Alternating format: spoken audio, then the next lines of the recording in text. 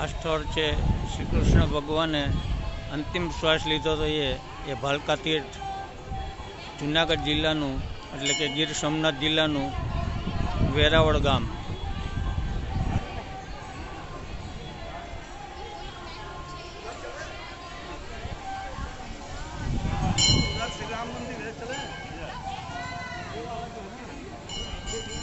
જોઈ લો નજારો શ્રી કૃષ્ણ ભગવાનના અંતિમ શ્વાસ લીધેલા અહીંયા। ચાલો તમને એનું લખાણ બતાવું, એના વિશે શું બન્યું હતું એ।